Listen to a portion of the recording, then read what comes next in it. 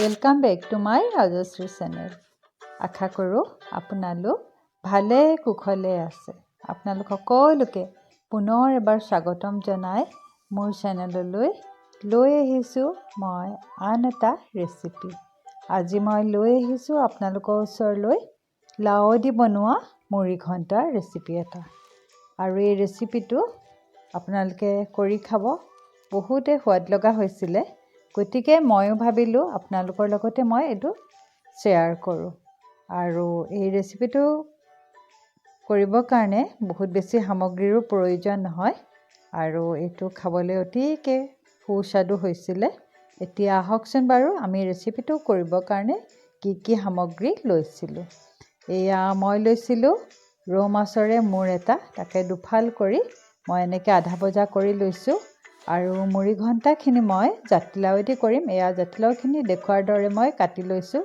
লগতে এটা পিঁয়াজ টুকুৰা টুকুৰিকৈ পাতলাকৈ লৈ লৈছোঁ কাটি, আৰু 4 ফুটামান নহৰু ল'লোঁ, আৰু আদাও লৈছোঁ অলপমান, আৰু কেঁচা জলকীয়া লৈছোঁ। লগতে তেল মাৰিবৰ কাৰণে পাঁচফোৰণ লৈছোঁ, আৰু অকণমান জিৰা গুড়ি, ধনিয়া গুড়ি লাগিব। আৰু এইখিনি কৰিবৰ কাৰণে ৰান্ধিবৰ কাৰণে লাগিব আপোনাক মিঠাতেল। মিঠাতেল দি ৰান্ধিলে এনেও মাছৰ সোৱাদ বা তৰকাৰী সোৱাদটো ভালকৈ ওলায়। এতিয়া মই কেৰাহীখন গেছত তুলি দিছোঁ।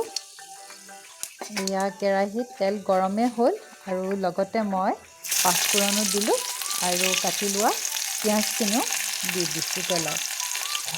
এয়া পিঁয়াজখিনি অকণমান সলসলীয়া ধৰণে ভাজি লৈছোঁ, আৰু লগতে মই নহৰু আৰু আদাখিনি থেতেলিয়াই লৈছিলোঁ, আৰু লগতে কেঁচা জলকীয়াখিনি তেলত দি এতিয়া মই এইখিনি অকণমান ৰঙচুৱা হোৱাকৈ ভাজি লওঁ।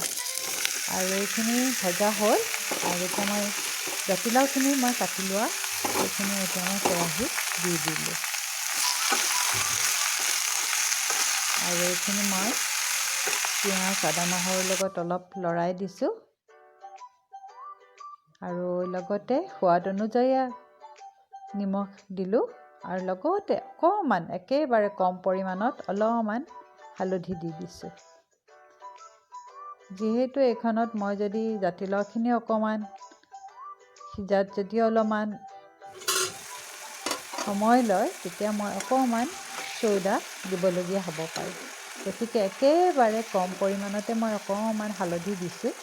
যিহেতু খাৰ দিলে সাধাৰণতে হালধি নিদিয়ে, কিন্তু মই অকণমান দিছোঁ ৰংটো অকণমান আহিবৰ কাৰণে। এয়া মই এনেকৈ ভাজি আছোঁ, আৰু চাইছোঁ জাতিলাওটো অকণমান গেথেলা মৰা নিচিনাই হৈছে। গতিকে মই তাতে অকণমান একেবাৰে কম পৰিমাণত খোৱা চৌদা অকণমান পাতলীয়াকৈ দি দিছোঁ। এয়া মই নিমখ, চৌদা, এয়া মা মছলা যিখিনি দিছিলোঁ পিঁয়াজ আদা নহৰুৰ লগত, মই এতিয়া জাতিলাওখিনি অলপ ভাজি আছোঁ। আৰু তাতে অকণমান সিজিবৰ কাৰণে ভালকৈ মিলি যাবৰ কাৰণে অকণমান চৌদা দিবলগীয়াই হ'ল। আৰু লগতে মই পানী গৰম কৰি ৰাখিছিলোঁ, পানীখিনিও দি দিলোঁ। আৰু এতিয়া লগতে যিখিনি মাছ দুপাল ভাজি ৰাখিছিলোঁ, মাছ দুটুকুৰা, মূৰ দুটুকুৰা, সেইখিনিও মই কেৰাহীত দি দিলোঁ।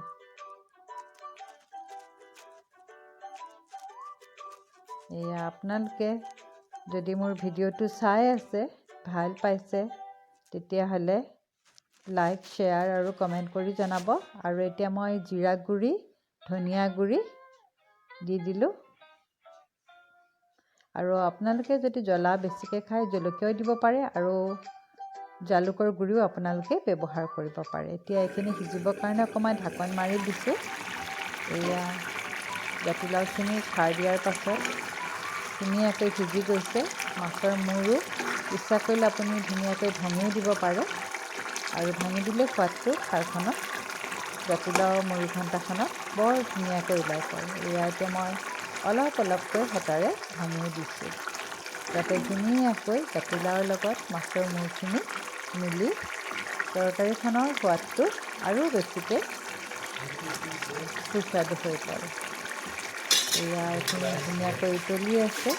আৰু এতিয়া মোৰ এইখিনি হ'বই আৰু অকণমান দেৰি পাছতে এয়া মোৰ একেবাৰে জাতিলাও দি কৰা মুৰিঘণ্টাৰ ৰেচিপি একেবাৰে তৈয়াৰ হৈয়ে গ'ল।